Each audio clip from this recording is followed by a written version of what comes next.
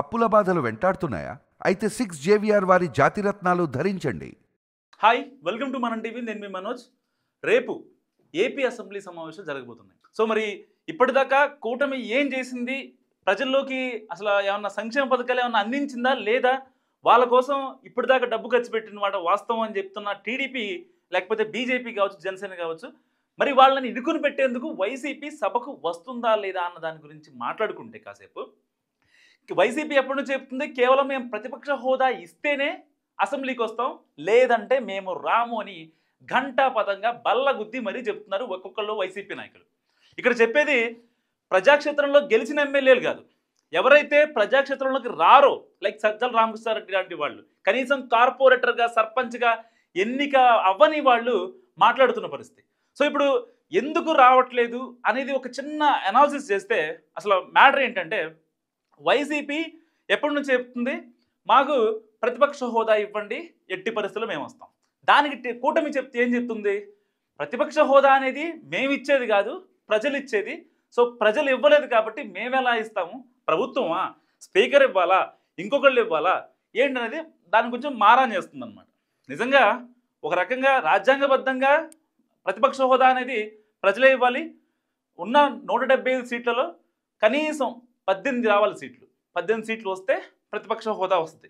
అప్పట్లో జగన్ ఒక మాట అన్నారు, ఏంటిది, నిండు సభలో 2019, కరెక్ట్గా డేట్ నాకు గుర్తులేదు, మీకున్న 23 మంది ఎమ్మెల్యేల్లో 5గురిని లాగేశానంటే ఆయన సీఎం స్థానంలో కూర్చుంటారు.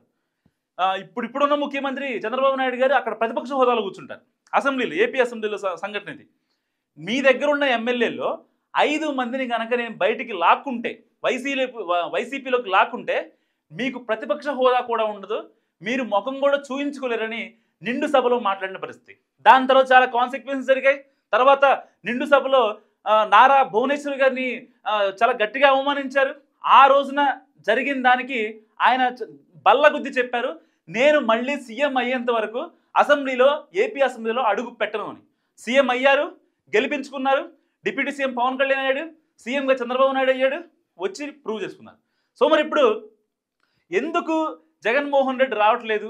మరి గతంలో వాళ్ళ నాన్న కూడా అసెంబ్లీని బాయ్కాట్ చేశారు, ఇంకా చంద్రబాబు నాయుడు బాయ్కాట్ చేశారు, ఇంకా చాలామంది సోకాల్డ్ సీఎంలు, చనిపోయిన వాళ్ళు, ఉన్నవాళ్ళు, మాజీ సీఎంలు, వీళ్ళంతా అసెంబ్లీని బాయ్కాట్ చేశారు. తమిళనాడు కావచ్చు, మహారాష్ట్ర కావచ్చు, మధ్యప్రదేశ్ కావచ్చు, కేరళ కావచ్చు. సో ఇలాంటి కొన్ని ఎక్కువగా దక్షిణాలు జరుగుతుంటాయి, ఎందుకంటే మనకి పంతం ఎక్కువ, ఉప్పు కారం ఎక్కువ తింటాం కదా. సో దానివల్ల కొంచెం పంతాలు, ఈ పౌరుషాలు కూడా చాలా గట్టిగా ఉంటాయి. సో ఇలాంటి నేపథ్యంలో ఎంతమంది మాజీ సీఎంలు, ఇప్పుడున్న సీఎంలు కొంతమంది చేసినా, వాళ్ళు చేసిన దానికి అర్థం ఉంది, అందుకనే వాళ్ళు రాలేదు. ఇప్పుడు తెలుగు రాష్ట్రాలకే వద్దాం. ఇక్కడ కేసీఆర్ కానీ లేకపోతే రేవంత్ రెడ్డి ఇంకోళ్ళు ఎక్కడా కూడా బాయ్కాట్ చేయలే, వచ్చారు, వాళ్ళ సమస్యలు వినిపించారు. ఈవెన్ సింగిల్ డిజిట్ ఉన్నా కానీ చాలామంది ఎమ్మెల్యే పంపించారు. కానీ ఇప్పుడు జగన్మోహన్ రెడ్డి చేస్తున్న వాదనలో, ఆరోపణలో అసలు ఏమాత్రం నిజం లేదు. ఎందుకు ఆ మాట అంటున్నానంటే, ఈయనకి ఏమన్నా అన్యాయం చేశారా, లేకపోతే ఈయన ఏమన్నా లిక్కర్ స్కామ్లు అరెస్ట్ చేశారా? సాక్ష్యాధారాలు ఉన్నా సరే జగన్మోహన్ రెడ్డి సిట్ ప్రభుత్వానికి ఇచ్చిన నివేదికలో 617 పేపర్ల ఆ నివేదికలో దాదాపు 15 సార్లు సిట్ నివేదికలో Bigg Boss Bigg Boss Bigg Boss అని మెన్షన్ చేసినా సరే కనీసం ఆయన అరెస్ట్ చేయలేదు. ఎందుకు? అరెస్ట్ చేస్తే తప్పుడు సంకేతాలు వెళ్తాయి, కొంచెం ఆగుదామని చెప్పి కూటమి సర్కార్ చాలా ఒక నెక్స్ట్ బియాండ్ ద బాక్స్ ఆలోచించి డెసిషన్ తీసుకుంది. పోనీ నిన్న ఏమైనా ఇబ్బంది పెట్టారా? పొదిలి వెళ్తానన్నా, మార్కాపురం వెళ్తానన్నా, లేకపోతే కందుకూరు వెళ్తానన్నా, ఆ కురవ లింగయ్య చనిపోయి అక్కడికి వెళ్ళి మెహర్బానీ చేస్తానన్నా, ఎవరన్నా ఏమన్నా అన్నారా? కూటమి ప్రభుత్వం నుంచి మీకు సపోర్ట్ లేదా? పోలీసు భద్రత లేదా? మీకు ఏ విషయంలో మీకు కూటమి సర్కార్ నుంచి భద్రత కరువైంది? అక్కడ ఏదన్నా జరిగి మీరు మనుషుల్ని నిమ్మకాయలు దొక్కేసినట్టు దొక్కిచ్చేస్తే దానికి ఏమంటారు? భద్రత, పోలీసు, ఏపీ పోలీసు వ్యవస్థ మొత్తం విఫలమైపోయింది, కూటమి సర్కార్ విఫలమైపోయింది, మాకు మాజీ సీఎంకి కనీసం భద్రత ఇవ్వట్లేదంటూ కూడా మాట్లాడే మాటలు. సో వైసీపీ నుంచి ఇలాంటి ఇన్ని మాటలు వస్తున్నాయి కాబట్టి పర్టికులర్గా ఇప్పుడు కూటమి ప్రభుత్వం చెప్తుంది ఏంటంటే, పర్టికులర్గా డిప్యూటీ స్పీకర్ గారు చెప్తారు, రఘురామకృష్ణరాజు చెప్తుంది ఏంటంటే, వైసీపీ వాళ్ళు ఇప్పుడు ఇక్కడికి రండి, దాని తర్వాత మనం మాట్లాడుకుందాం, మీకెంత టైం కావాలో అంత టైం నేను ఇస్తాను, నేను కేటాయిస్తా. జగన్మోహన్ రెడ్డి గారు నా పాత బంధువు, ఎట్టి పరిస్థితిలో మీకు ఇస్తాను అని కూడా ఆయన మాట్లాడుతున్నారు. సో ఇంతమంది అయ్యన్న పాత్రుడు కూడా చెప్పారు. అయ్యన్న పాత్రుడు ఒక నెక్స్ట్ లెవెల్ ఎగ్జాంపుల్ చెప్పారు, అది మీకు చెప్తాను. ఏంటంటే ఒక కంపెనీ ఉంది, దాంట్లో ఒక ఎంప్లాయీ ఉన్నాడు. సో ఆ ఎంప్లాయీ ఒక రోజు లేట్గా వచ్చాడు, 2 రోజులు లేట్గా వచ్చాడు, పోనీ వారం లేట్గా వచ్చాడు, ఆఫీస్లో హెచ్ఆర్ చూసి గద్దిస్తుంది. లేదు అసలు టైమింగ్స్ మెయింటైన్ చేయట్లేదు, తీసేస్తారు, జాబ్ కోల్పోతారు కదా చివరికైతే. సో సేమ్ ఇదే మేనర్లో అసెంబ్లీ ఎమ్మెల్యేలకి దాదాపుగా 2.5 లక్షల శాలరీ ఇస్తారు. సో అలాంటి వాళ్ళకి రాయితీలు వస్తాయి, బోల్డ్ రాయితీలు. మరి ఇవన్నీ ప్రభుత్వం నుంచి బెనిఫిట్స్ ఎందుకు ఇవ్వాలి? వాళ్ళని సస్పెండ్ చేసి సరిపోద్ది కదా, వాళ్ళకి ఆ జాబ్ లేకుండా చేసి సరిపోద్ది కదా అని చెప్పి ఆయన మాట్లాడిన పరిస్థితి.